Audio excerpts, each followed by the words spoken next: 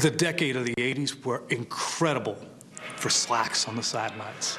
Stand behind me. Stand behind me. Think about it. They all had the slacks and sweaters. Think of the sweaters that they rolled out for big games. The haberdashery was to be contended with.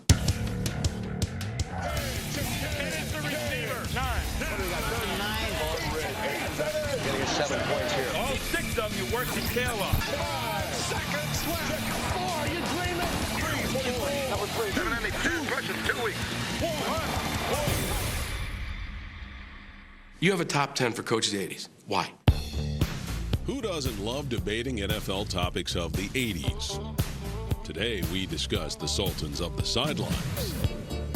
Great coaches of the 80s. When you think of the great clips of 80s coaches, Sam Rutigliano with his hands on his knees, bent over. One time, baby. One time. Personally, I love the coaches of the 80s fashion sense. I really like the hats of the 80s because I like the mesh. And those nylon coats. I remember the cowboy boots from Jerry, and he wore black. Black is not a color. Black's an attitude. Mike Ditka, he had like a curly hair perm thing going with the mustache. Take a look. Doesn't that look good? Yeah. Damn, that's what this game is all about. The coaches on our list are defined by more than their unbridled fashion. I think Super Bowl rings count a lot. New Orleans, here we go! Winning championships can't hurt, but this list isn't just about Super Bowls. 3 Super Bowl victories.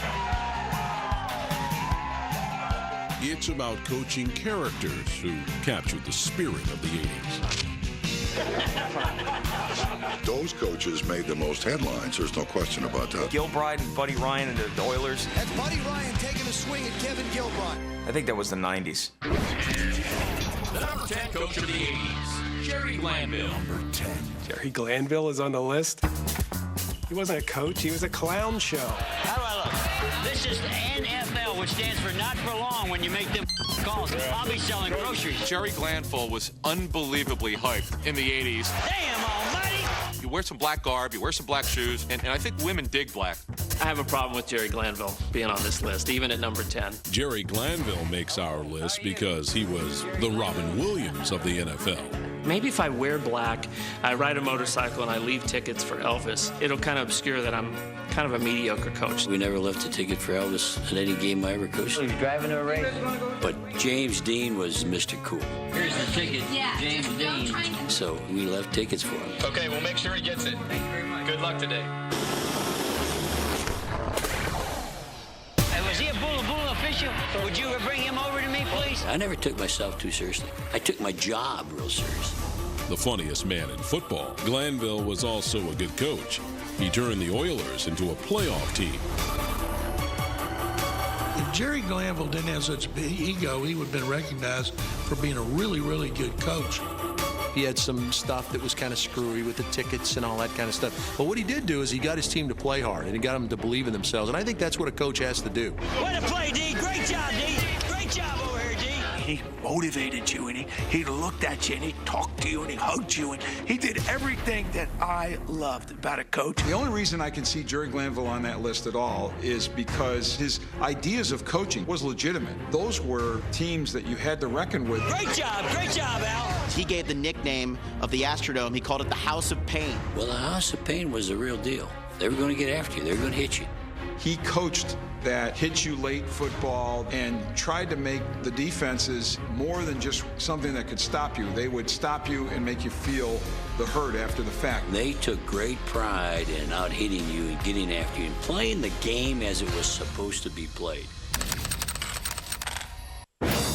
As a result of his pain, some coaches didn't like playing the Oilers. Others just didn't like Glanville. Guys like Chuck Noll couldn't stand him. The Steelers would come in and maul the Oilers. And then when we turn that around and we're mauling them, they don't like you much. We were down in the Houston Astrodome covering a Steelers-Oilers game, and a lot of the Oilers were spearing the Steelers, and Chuck was upset about that. So Glanville comes running over to the sideline to shake Chuck's hand, and Chuck wouldn't let it go. And Glanville's trying to pull his hand away. And he starts pointing in his face. I forget the exact words, but it was, said, wait till you come to Pittsburgh. I'm serious. Well, we did come back. And the worst beating we ever gave him was after that handshake. Glanville had more feuds than Richard Dawson, but only one takes the cake when you're talking about our number 10 coach of the 80s. I'm guessing Sam Weich was not one of the coaches that talked to you about Jerry, because you remember they were famously feuding. Really, I mean, you can only be so stupid, but they have exceeded the limits here somehow. If you criticize me, I then go evaluate the criticizer. I knew Sam a long, long time. Glanville and Weich brought out the best and the worst of each other. I don't think any less of Sam now than I ever did. Together, they were an enormously entertaining combination. Like it or not, Jerry Glanville made our list at number 10. Overall, I'm more than honored that they put me in there. I think the next time I see you, I'll be buying drinks. Chuck Noll belongs on this list. During the 1970s, Chuck Noll won 4 championships while establishing one of the greatest dynasties in NFL history. And the Steelers stand atop the pro football world tonight. He does win his final Super Bowl in January 1980. Noll belongs on this list, at least at the very bottom. At that point, it was kind of over. Noll missed the cut because in the 80s, his Super Steelers weren't so super. Shoe was coming off up the line script. We were hard to take time out. He won fewer playoff games than the Vikings' Jerry Burns and never made it back to the Super Bowl like our next coach. The number 9 coach of the 80s, Sam Weich. One more game and we finish it out. Thought he was a good coach. Sam Weich was ahead of his time. He never won anything. His only fault was going against Joe Montana. You know, they'd have at least a Super Bowl. Montana's going to go back and throw. Super Bowl 23 was a close encounter of the first kind, but the Bengals lost. 34 seconds away from it. Yet Sam Weich is still number 9. This is what it comes down to. His Bengals won 2 divisional crowns and won 3 playoff games. The Bengals of that era in the late 80s, Fake blazer, box 2. they were playing chess, and the rest of the league was playing checkers. First nickel, 3rd and 5. We got the JB flat. Sam was on the cutting edge in terms of football genius. There's no question about it. Attack, attack, attack, attack. He would do things that forced the competition committee to rethink the rules. Let's go, attack, attack, set alert, set alert. Obviously, the no huddle. He had the sugar huddle, which is, a huddle like 5 yards from the line of scrimmage rather than the conventional huddle. The no huddle, the refs really did what they could to give the defense a chance. Check 61. Because Sam wanted it up-tempo, faster all the time. Hurry up, move. And Boomer could handle all the calls at the line. If you didn't have a quarterback who understood what Sam was trying to get done, Denver Tom. we could have never ran it. Bubble draw. We had to go through these whole gyrations, and then we finally cut it down to its really simplest form, and that's when we were at our most effective. Marv Levy tried to get the NFL to outlaw it before the AFC Championship game. You better be on, baby. I mean, it was down to the day before the game whether the Bengals could use their no huddle or not. Drove Marv Levy crazy, but thanks to Sam Weich, Marv Levy says, you know what? If you can't beat him, join him. And he comes up with the no huddle attack that was Buffalo's ride to those Super Bowls. Weich's teams were winners, but our number 9 coach made just as many headlines off the field as he did on it. Careful what you say to the media. Don't have any comments that you make now that you'll regret later. In Cincinnati, it was constant firestorms. I don't want to hear any of you guys ever talk about our fourth quarter play again. People in Cleveland, I don't think they liked him at all. Well, the next person that sees anybody throw anything onto this field, point them out, or get them out of here. You don't live in Cleveland.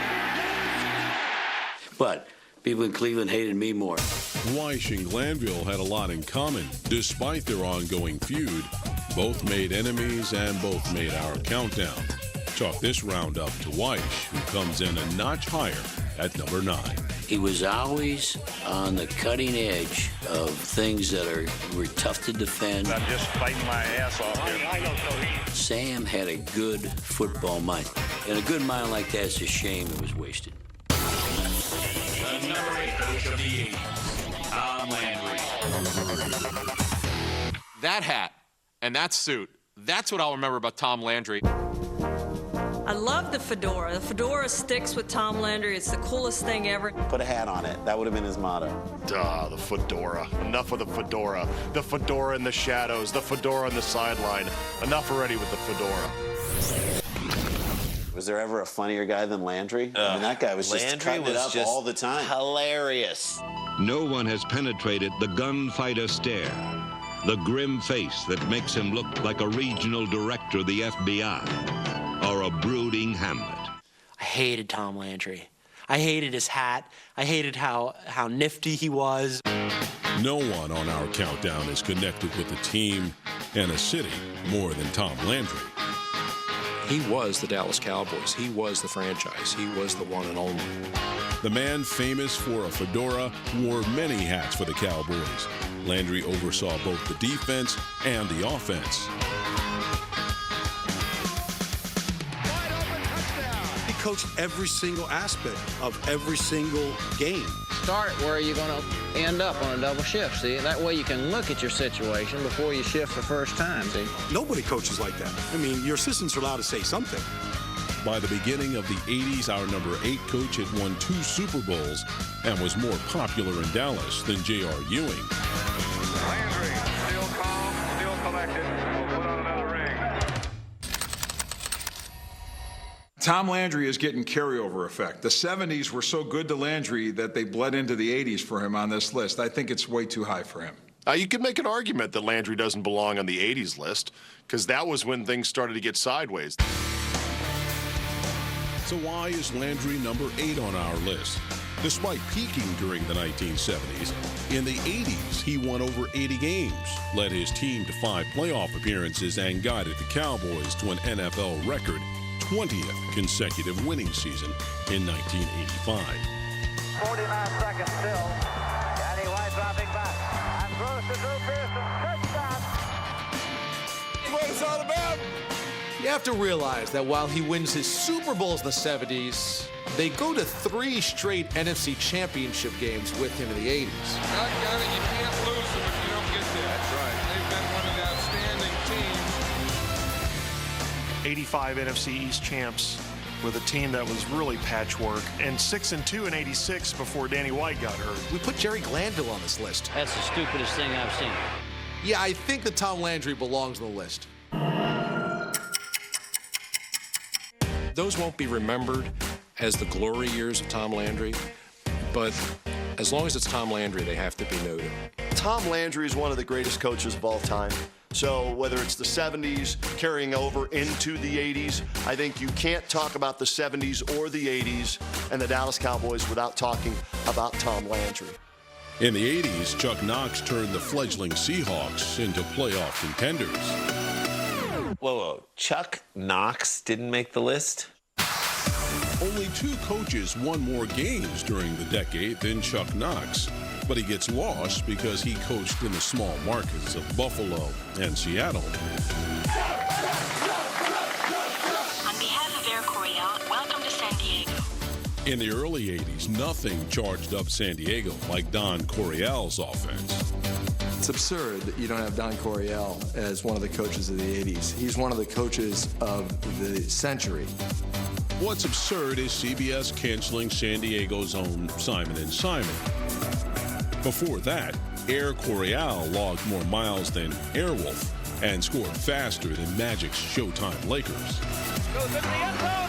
Touchdown, Kellen Winslow. Coryell misses our list because he flamed out after his 3rd losing season of the decade in 1986, about the same time our next coach began to peak. The number 7 coach of the 80s, Marty Schottenheimer. There's a gleam, men. There's a gleam, men. I see a gleam. There's a gleam. You gotta have a gleam. Let's get the gleam, all right? Let's go. How do you get the gleam? What is the gleam? The gleam coming off the helmet? I got to get that? I got to grab that? It's the gleam off the Lombardi Trophy. When a team gets handed that Lombardi Trophy, I always look for that gleam of the lights that are going off the thing. I know exactly what he's talking about. The problem was the Gleam speech apparently never came out in the playoffs. Number 7. top coaches of the 80s. Marty's at 7. Nah, that's about right. Marty Schottenheimer won in Cleveland. If you can win in Cleveland, you get double credit. A win in Cleveland equals 2 wins anywhere else. The reason that he also belongs on the list is the glasses. I mean, the Coke bottle glasses are absolutely amazing.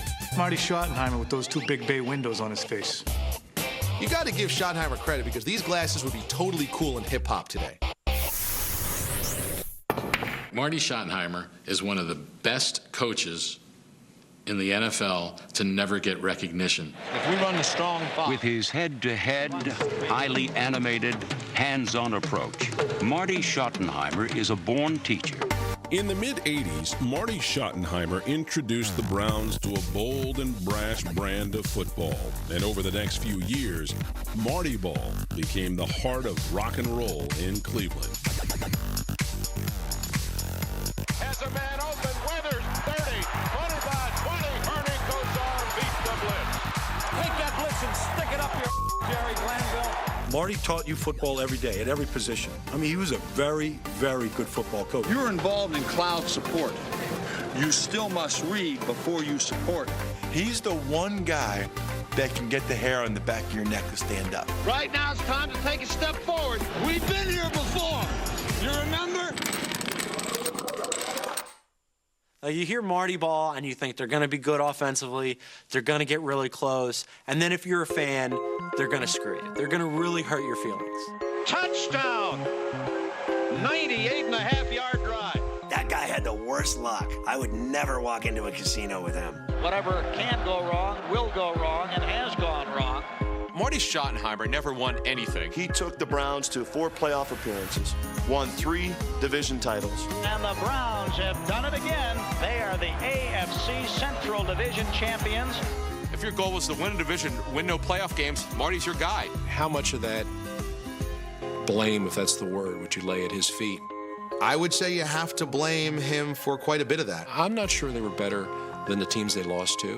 You know, the Ernest Biner play in Denver, is that the coach's fault? Be no consoling Ernest Biner right now. I mean, this is Marty Schottenheimer's karma, and you can't ignore it.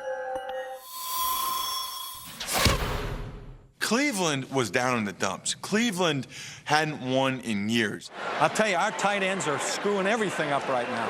He turned that whole organization around. Schottenheimer earns a spot at number 7 for leading the Browns to 4 consecutive playoff appearances for the first time since 1954, 4 years before the birth of the King of Pop. And the Browns will play for the AFC Championship, folks. Marty Schottenheimer gets a lot of credit for bringing the Browns to great heights, even though not as great as they wanted. I think Marty Schottenheimer is one of the best coaches in that decade. Unfortunately, he didn't have a team good enough to go that far. The number 6 coach of the 80s, Dan Reeves. I think that Dan Reeves is somewhat underrated. You think of those teams that he had in Denver in the 80s. I mean, those were really good teams, and they played an exciting brand of football. The Broncos have won the AFC Championship for the 4th time. As the Broncos approached the playing fields of the NFL in 1981, they searched for a new direction. New owner Edgar F. Kaiser Jr. hired Dan Reeves from Dallas as head coach. Dan Reeves looked like a professor on the sideline. To me, he just looked like that teacher that you never wanted to have in school because he wouldn't let you get away with anything. I love the old school attire. I so long for the days when coaches could wear the jacket and tie and that look. And he was like the last of the coaches that really had that sideline look, that apparel. I think it's amazing. I think it's Dan Reeves caught in between eras.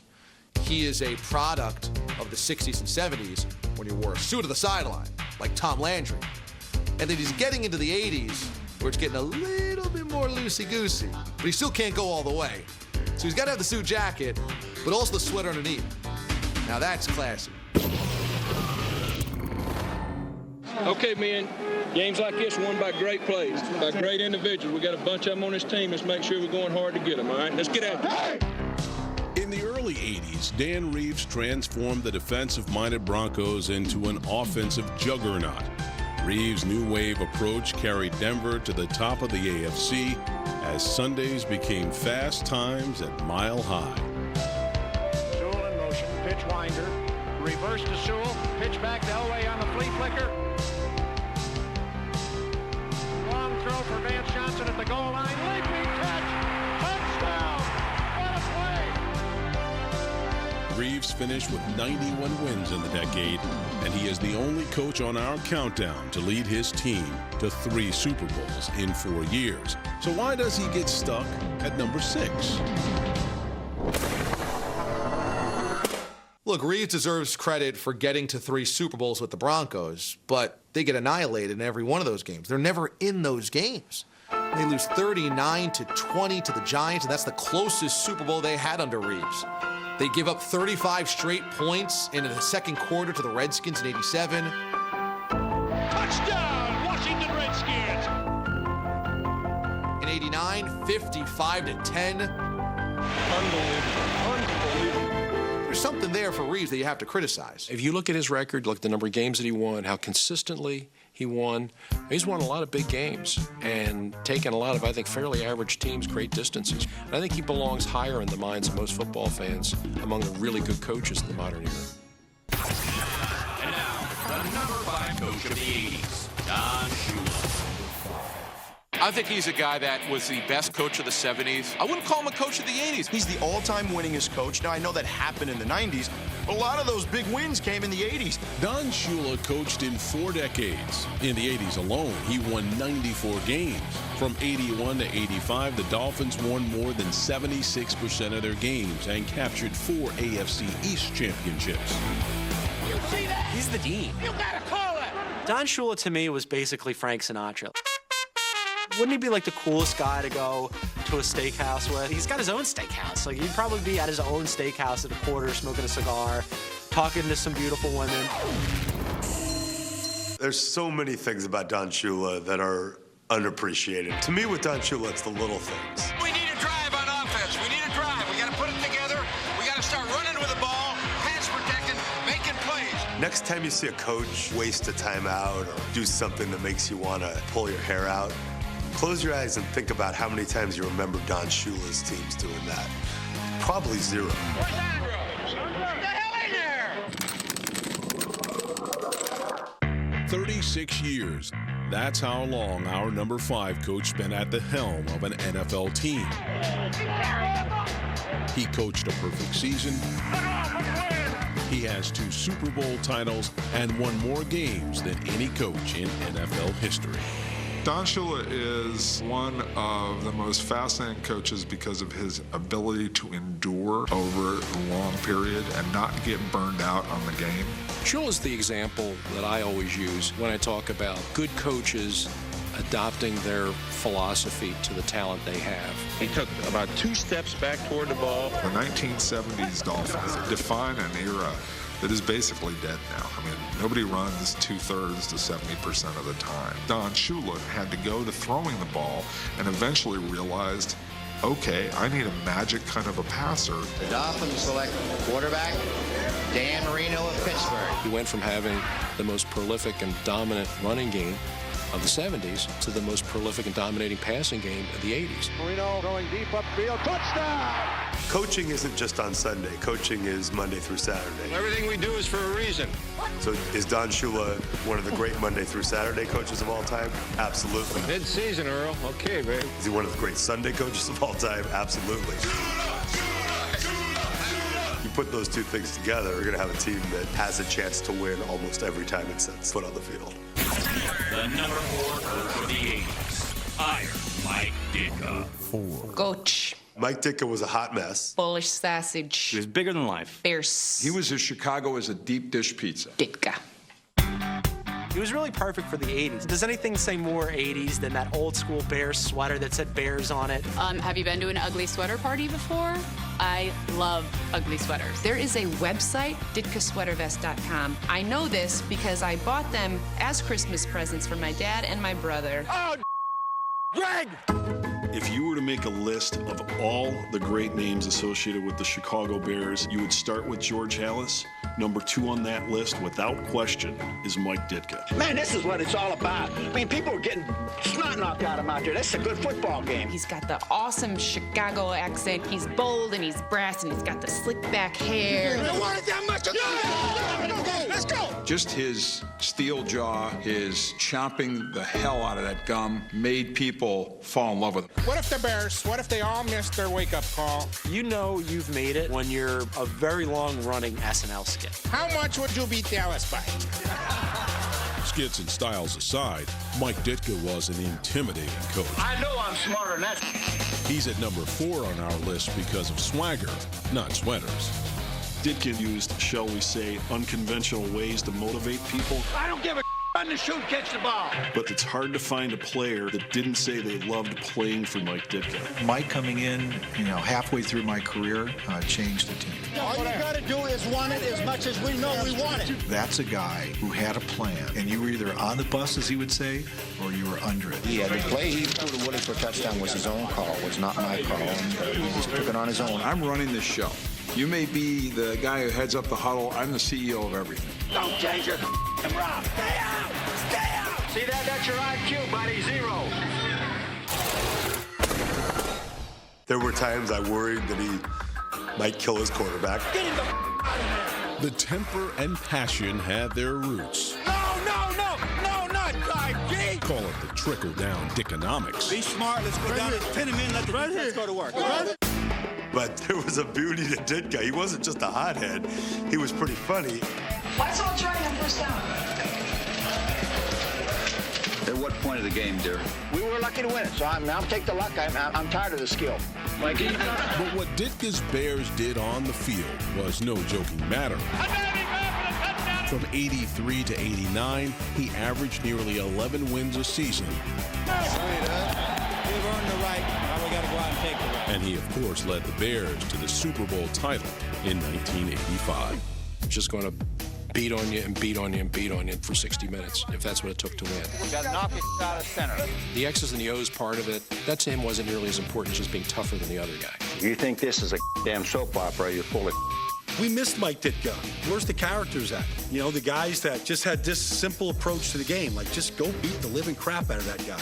I guess the only indictment on Mike Ditka is those Bear teams should have won more than one Super Bowl. They were just too damn good. What is next? We got a long way to go. We got a lot of work to do. We're close, and close don't mean and you can put that on TV for me. In the 80s, Jim Mora led the Saints to their first winning season and their first playoff appearance. But for all his great feats, he was known more for sticking his foot in his mouth. We just got our ass totally kicked. We couldn't do diddly poo offensively. In the late 80s, everyone knew who the boss was in Philly. I told you 2 years ago that I'm the coach of the team. I'll decide who plays, when they play, where they play. Under the command of Buddy Ryan, the Eagles won a lot of fights, but they never won a single playoff game. Who goes to the penalty box?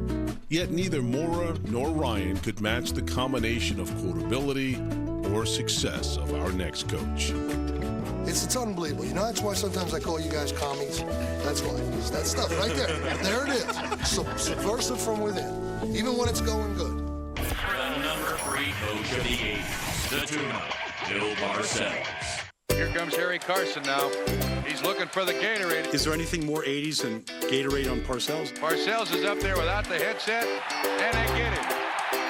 I don't think the Gatorade bath really becomes a thing if it's not Bill Parcells starting out by getting the Gatorade bath. You want to dump the Gatorade on that guy when it's cold. But I'll tell you, he got the big one there. Did he ever? Parcells was the 80s. He got his chance to coach in the 80s. He dominated the 80s. In 1983, New York got a new head coach and a new sense of fashion. That horrific Bill Parcells sweater that he had that was about 2 sizes too small. I don't want to knock the guy because he's a legend. I love the really shiny windbreaker that said Giants across the back. But most importantly, I love the flowing silver locks. There's not a lot of coaches that would do that. Little Madison Avenue of Bill Parcells back in the 80s. He was feeling it, growing out that hair a little bit. I liked it. Hi, I'm Bill Parcells, the head coach of the Giants. Parcells found New York to be a tough fit. After a rough first season, tuna became an endangered species in the Big Apple. He takes over a football team, goes 3-12-1. The New York Giants are in the midst of a pathetic season. What about Coach Bill Parcells? Is he secure for next year? We would have been deprived of meeting Bill Parcells had he gone quietly into that good night of coaching. But before the season in which the Giants revived themselves, he said, screw it. If I'm going to get fired, I'm going to get fired being me. Oh, I got to start this over. Okay. Tell that undisciplined center we got to get his head out of his ass. Let's get this operation moving. Shut up. Timeout. An edgier Parcells took the Giants from less than 0 to head of the class in 3 years. It was the biggest career turnaround this side of Robert Downey Jr. and earned Parcells a spot in our top 3. Intercepted. There goes Taylor down to the 20. 10. Touchdown. There's no question he belongs on the list as the greatest coaches of the 80s. He goes to the playoffs in 84, wins a game. Goes to the playoffs in 85, wins a game. Goes to the Super Bowl and wins in 1986. How does he feel, John? I'll tell you, he feels great. This is as good as it gets. So when you combine all of that, he deserves to be in the top 5 without question. Parcells was very good with the X's and O's. I mean, he certainly knows the game. But I think his greatest strength was his ability as a psychologist. What the are you doing? Stand 10 yards in the backfield. Get up on the line. Knowing exactly when to say the right thing to motivate a player. I'll tell you, you get in a fight and you get thrown out of this game, you're going home for good, okay? Just so you know. Yeah, I don't know how many coaches would be able to handle the personalities in that Giants locker room. Everyone talks about LT, but Phil Simms was no easy personality either. Hey, Phil, I'll run the game. I don't know who you're sending in. I'm sending goal line in, Well, somebody give me something. Okay. I ain't got time to make a call. These are all huge personalities in the 1980s, yet Parcells got the most out of these guys, and they loved playing for him. Hey, fellas, this is what you work all off season for. This is why you lift all them weights. This is why you do all that. He helped create one of the greatest teams of all time in the immediate aftermath of the 49ers in 84 and the Bears in 85. And the Redskins were good all the way through, too. It was a tough nut to crack in the NFC, and he cracked it. Nothing on our countdown generated more debate and outrage than the omission of the 2-time Super Bowl winner, Tom Flores. How is Tom Flores not on the list? I mean, it's ridiculous. I sense an anti-Raiders agenda here. I hate the Raiders, so anytime the Raiders don't get any recognition, I'm all about that. So leave Tom Flores the hell out of here, yeah. I don't understand that. Why is he not on the list? I think Tom Flores was so low-key that he sometimes gets lost. It was almost as if, well, there's Al Davis and the Raiders. Oh, and by the way, Tom Flores is coaching the team. While Flores won 74 games, he had as many losing seasons as division titles and could never escape the shadow of Al Davis, even though he beat our next coach in Super Bowl 18. The number 2 coach of the 80s, Joe Gibbs. This is an example of PR winning over substance. How does he not become number 1? Touchdown, Washington Redskins. Won a Super Bowl with Joe Theismann. Went to a second Super Bowl with Joe Theismann. Nothing against Joe Theismann, but he's not Joe Montana. Joe Gibbs may have topped the Casey Kasem countdown, but he's number 2 on ours. He coached all but 1 year in the 1980s and 16 seasons in all. His most impressive accomplishment? Ask anyone. He won 3 Super Bowls. 3 Super Bowls. 3 Super Bowls with three different quarterbacks. I am in a state of ecstasy. Joe Gibbs is not just the best coach of that decade. Joe Gibbs is probably the greatest coach of all time, period, because he is the one guy who was able to coach past the quarterback position.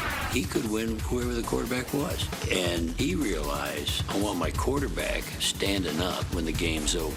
His quarterbacks were guys that maybe somebody else didn't want, but the quarterback with him said, guess what? I'm not getting knocked down. If you had a Ferrari and you put a Pinto engine in it, it's not going to do anything.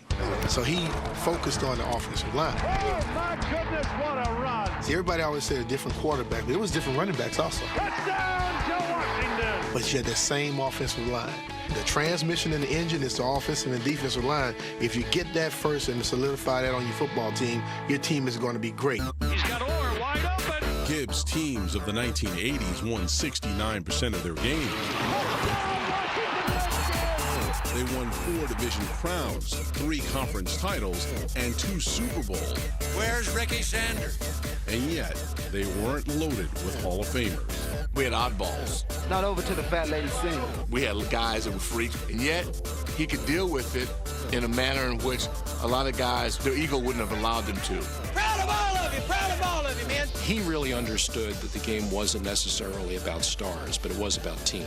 I don't play my 11 best. I want to play my best 11. How did Joe Gibbs get that much talent out of those guys? Would look at their personnel and think, how are these guys winning Super Bowls? And then on top of that, then he left and went and created a successful NASCAR team. What can't Joe Gibbs do? I have a feeling if Joe Gibbs was a businessman, he would have created Apple. The guy was like a rock in every situation, whether he was 0-5 or whether we won a Super Bowl. I went 0-5 with him our first 5 games. He didn't extend our practices. He didn't start cursing and hollering. Nothing changed. Very analytical. That's how he motivated the players, through intelligence. Let's hit it rolling now. Let's earn this thing today. Nothing gets away from us. Let's earn it today, okay? When a coach can make people believe in what you want them to do, even if they don't want to do it, that's the sign of a great coach, and he was that guy. And now, the #1 coach of the 80s, Bill Walsh. #1. I would put Walsh #1. That's clear. There's no argument. Yes, I think that's a no-brainer. There was a part of the 80s that was like bright colors and Madonna and weird bracelets and like high hair. And then there was like the really stoic, like Reagan side 80s. That was Bill Walsh. He was kind of the country club type of coach. Now it's time for the highest of the highbrows. The gray hair, the nice tan. He was the guy that you looked at, wearing a cardigan sweater and thinking, I wonder if what is he doing? Is he calling plays, or is he wondering whether to go with Pinot Noir or Chardonnay with his salmon steak? Until Bill came to San Francisco, the Niners were, there was a nice road trip. Last week, the 49ers added yet another dismal chapter to their woeful 1978 story. When Bill Walsh takes over the 49ers, they're nothing. They're 2-14 type team. Bill Walsh is our #1 because he turned a perennial loser into a consistent winner through a weird science known as the West Coast offense. When he first started that West Coast offense thing in San Francisco, there were a lot of people that scoffed at it. So you're here, 5-step drop. Look here, then come back to this. The key to this thing will be getting adjustments every play, beating them by 6 inches. Everything you do. It starts right now. Now let's make it go, man. Soon, the streets of San Francisco were buzzing over their A-team. The 49ers were must-see TV with a brand of more sophisticated football. And all of a sudden, here comes Montana and Rice and Craig. And because he had it tuned so finely, you just kind of got up off the bench. I'm playing quarterback on the other team. I said, wait a minute, I'm going to watch this operation work. Montana back to throw, steps up for the end zone, touchdown, great throw. He convinced those young players, if you do this, we will win. And that's exactly what happened. We've set a high standard for this ball club, the highest in football, maybe the highest football is seen, and we're not going to deteriorate regardless of who's in the game. Throws his pass, caught by Clark. Clark got a touchdown. Mike Clark has it. It's a touchdown for the 49ers. During the 80s, Walsh won 100 games. He guided the 49ers to victories in Super Bowls 16 and 19. And Craig goes in for the score. Congratulations, boss. You got one for the other hand. He then secured his place as the coach of the 80s with a win in Super Bowl 23. The 49ers with 3 Super Bowl victories in the 1980s. I touch it until now. It's just wonderful. When it comes to coaches of the 80s, Bill Walsh stands alone in wins, titles, and impact. This debate is as one-sided as New Coke versus Coke Classic. If you can put in a system that is a winning system and it lasts for a long time, you're Einstein. So I look at Bill Walsh as the Einstein of the 1980s in the National Football League. You're never going to beat Bill Walsh. It's impossible. You might as well just give up. He's number one. It's not even close. He is the top coach of the 80s. Emotional moment right now with the coach down here. Forget about everybody else. Bill Walsh is number one. Have I made it clear that Bill Walsh was number one in the 80s? He is.